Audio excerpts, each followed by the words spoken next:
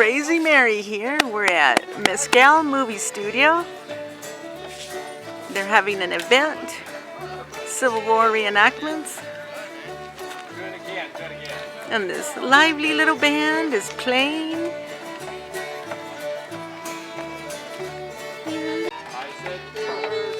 So here at the Mescal Movie Studio, this is the hotel. This is the place where they filmed Tombstone, The Quick and the Dead, and several other movies. Greats like Paul Newman, Lee Marvin, Steve McQueen, and of course Val Kilmer. Kurt Russell have been on the set. And over here we have some actors, some Union soldiers. So here's the marshal's office. Don't want to find yourself there. There's the hotel.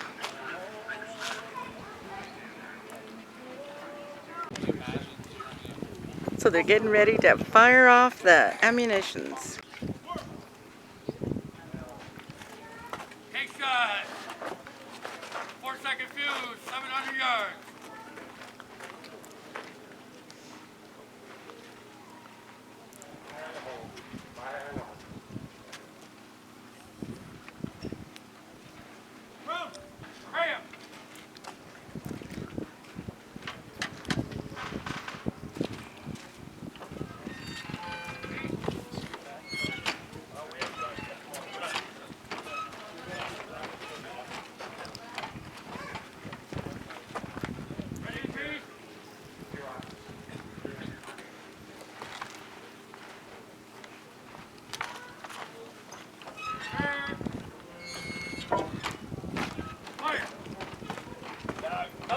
Notice when he said prepare, guys are ready to speak.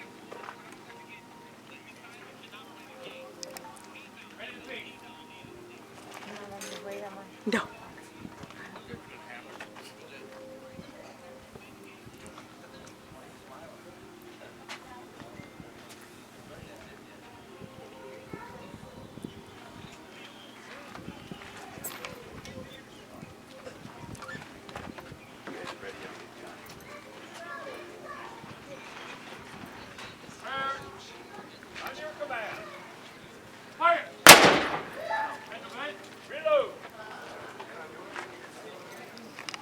At 10 o'clock, so we're going to get rolling.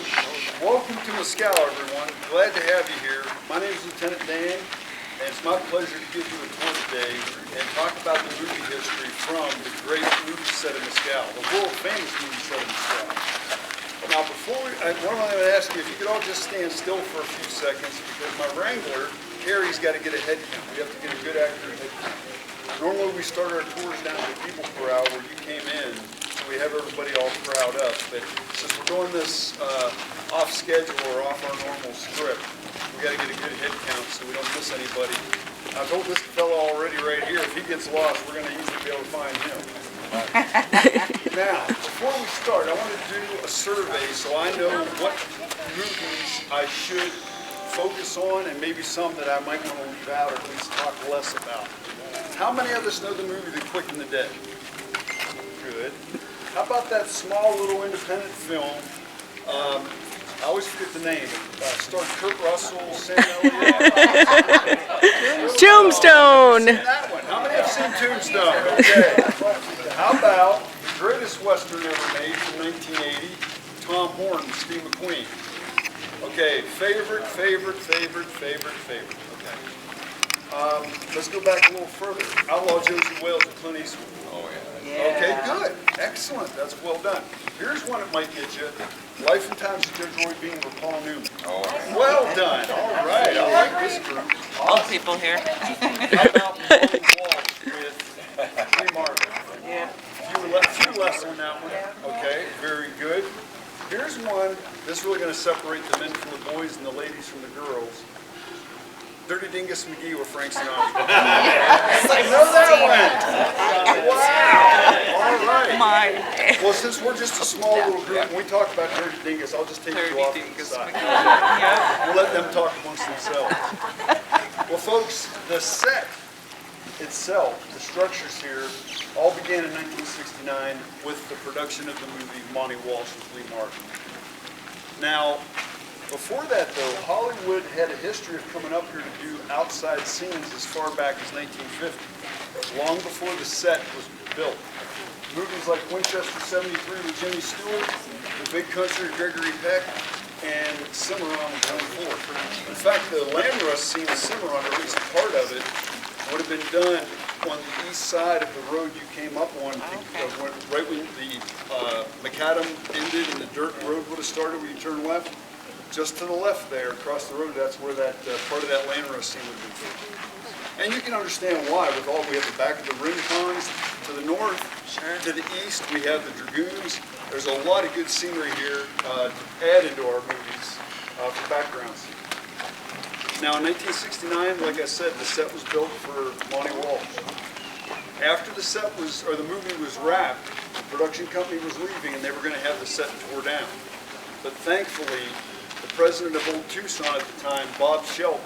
How many of us know Old Tucson? How many of us know Old Tucson before the fire in '95? Great, awesome, from the glory days. Bob Shelton had the foresight and the wisdom to purchase this set because Old Tucson offers production companies a Sonora Desert background. Out here we have more of a high plains sort of background. So companies had options, and by working with just one company or one studio, Old Tucson, they get two different backgrounds at their disposal. Now, if we fast forward many decades to December of 2020, the set once again is threatened to be destroyed because Old Tucson went out of business. But thankfully, Jake and J.J. Karchner purchased the set on Valentine's Day of 2021.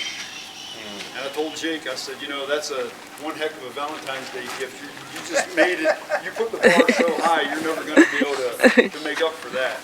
But they've purchased it since February 21, and we're really glad they did because they were aware of the movie history here, and they didn't want to see that get lost. I need to also inform you, now my mind just went blank. What was I going to say? See, you're not the only one. It happens to me too. Huh. What's that?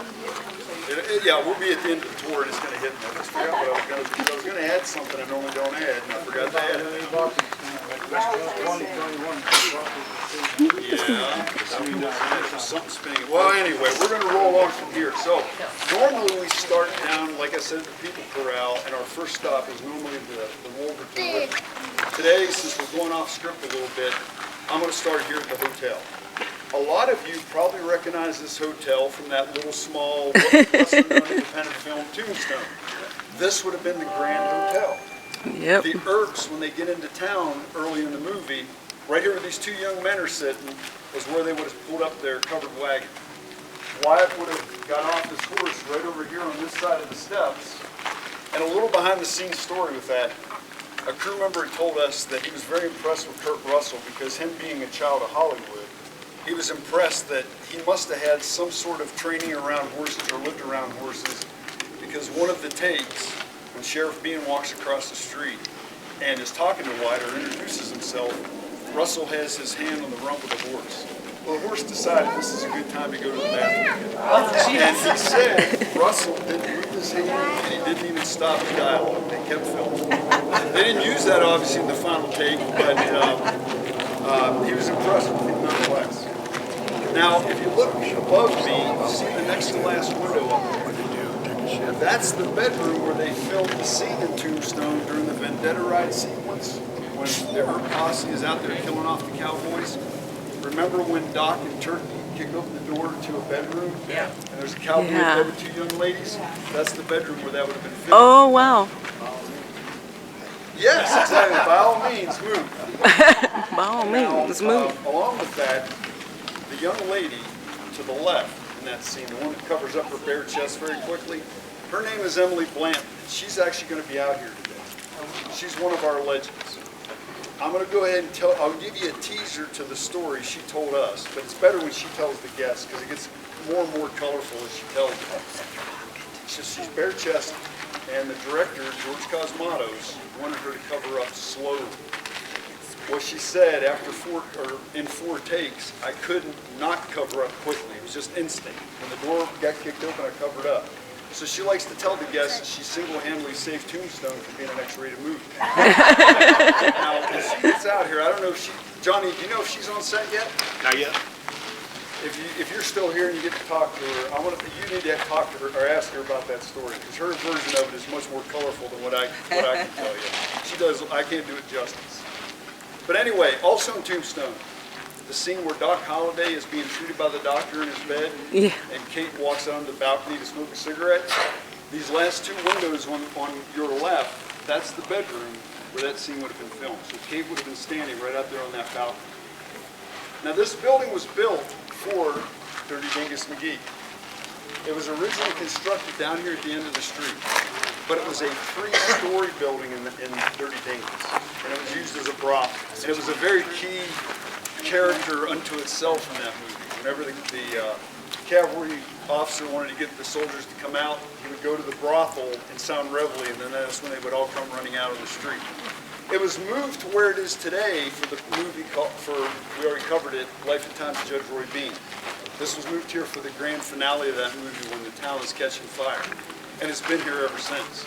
Now these buildings are not built to code, so they're much easier to move around the buildings that we live in. There's no electricity, there's no plumbing. We have photos, archived photos, of the building actually raised up on wheeled jacks as they moved it from that location over here.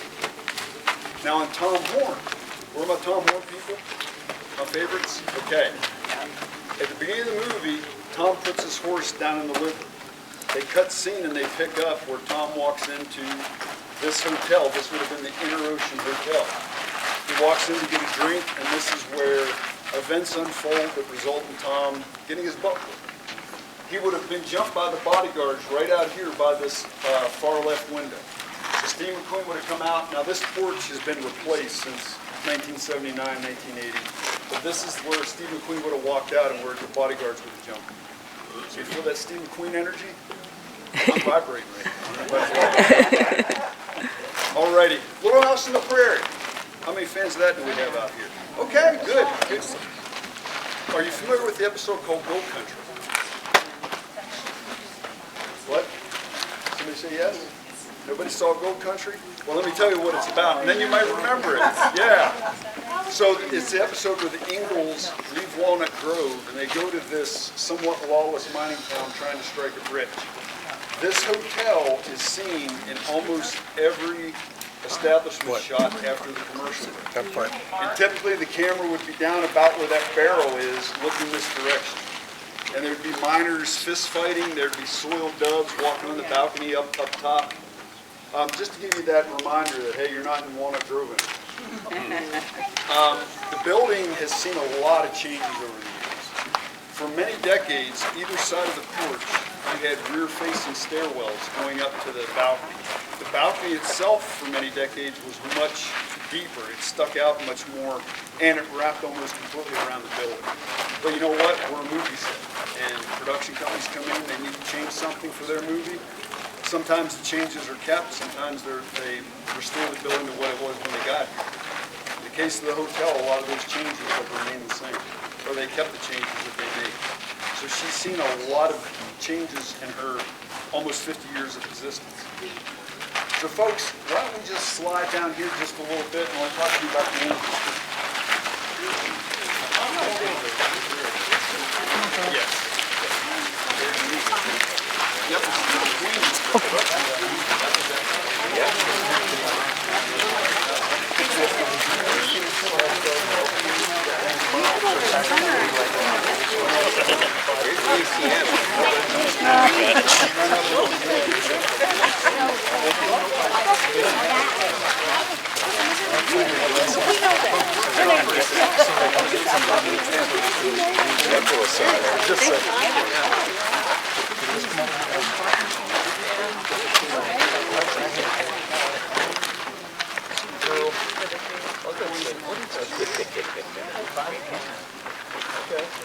All right, folks, our Franklin Ranch building. A lot of you probably remember that as the Dragoon Saloon in the movie Tombstone. Remember during the Vendetta ride sequence, there's that little quick couple second scene when Wyatt is wrapping the red sash around the boot of one of the two cowboys that are hanging by the neck.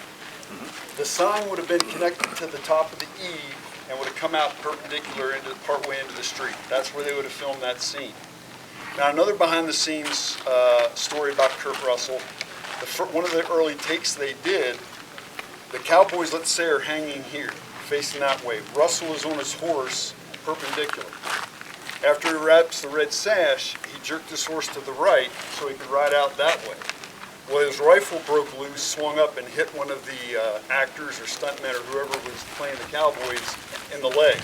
So the final cut that they used actually shows Russell's horse. His head is in between the two cowboys. He's leaning forward, tying the sash, and then he backs out, jerks to the left, and rides out that same direction. So they obviously learned their lesson after one injury. Another thing that this has played a key role in, and again, is from my favorites, Tom Horn. This would have been Slim Pickens' sheriff's office. It would have been just a plain brown building. It had blue trim, and just in plain white letters up top it said sheriff. Now the building we see behind it, now a one-story building that's connected to it, that would have been the two-story jailhouse in Tom Horn, the Hagerville Jail. And unfortunately, in March of this year, a storm came through. It blew the back of the second story out, so to save the rest of it, we had to tear the top down. I wore black for a week. I was very sad. Because I love to tell guests, when you looked at the 3 open windows up top, just imagine, go through those windows, and that's the jail cell where Steve McQueen, Richard Farnsworth, and Slim Pickens would have done a lot of filming for the last third of the movie. Now, Quick and the Dead, you do see that young girl very quickly. It's when Sharon Stone is riding into town from the west. This is where the Undertaker is shaving down the lid of a coffin. You don't see the sign well, and I've looked at pictures that we have archived, and it's very, very difficult to see what it says, but I can only guess it's the Undertaker's office since he's building a coffin. Now let's go over here to our mental asylum. I'm going to stick with Tom Horn for the moment. I'm probably going to give a spoiler here, so if you want to plug your ears, that's okay if you haven't seen Tom Horn. But this, inside this building, is where the execution scene would have been filmed. Tom is hung. This would have been dressed out as the town playhouse for Hagerville, and the inside was also dressed out as the theater. So in the story, they actually used the town theater to set up the gallows inside for the hanging. Now here's a quiz for how many people here consider themselves almost experts on the movie Tombstone, or at least aficionados. You're being volunteered, sir. All right. The scene takes place almost at the end of the movie Tombstone. The room is painted completely white. And it's when two key characters of the movie are going to see each other for the last time. Yep. You want to tell us what it is? It's when Doc was down in. Yep, Glenwood Springs Sanatorium. Right through those double doors, folks, is where Kurt Russell and Val Kilmer would have filmed that scene. Oh, wow. Now, if we jump over here to Ma Bell's boarding house, that was another key scene filmed there. And actually, when Tombstone was filmed, that was a 2-story standalone building.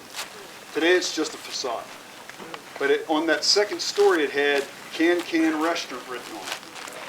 And in front of that door you see there, to the left would have been sitting Curly Bill Brocious, played by Powers Booth. To the right would have been Michael Biehn playing Johnny Ringo. And this is the famous "well, bye" scene. When Wyatt Earp pulls the horse up and says, "I want you to know it's over." And Curly Bill says, "well, bye." Now the bank. We had a film that was just done here, well, not just, but last spring of 2022. That bank served for several inside and outside scenes in a movie called The Warrant Breaker's Law. It stars Neil McDonough, Dermot Mulroney, and Bruce Boxleitner. I know some of us have seen it. How many in the crowd have seen it? Just you two? I recommend it, folks.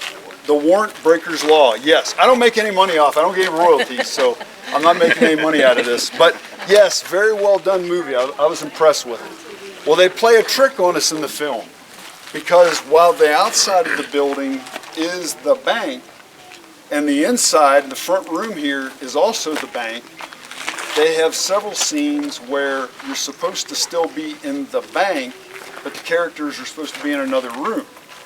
Well, what they did is, if you see our green mercantile building up there, that was the building they used as the other room, but you as a viewer think you're still in that same Western Bank building. Magic, huh? I just ruined it for you, didn't I? There's even a kitty here in this old Mescal movie studio. He's at the saloon, wagging his tail. Doesn't seem like he's very happy. Folks, that was the ending of the Mescal Road ranch. Well, not ranch, but studio vlog. Now we're leaving. This is the beautiful desert. And I hope everyone has a great day. Bye.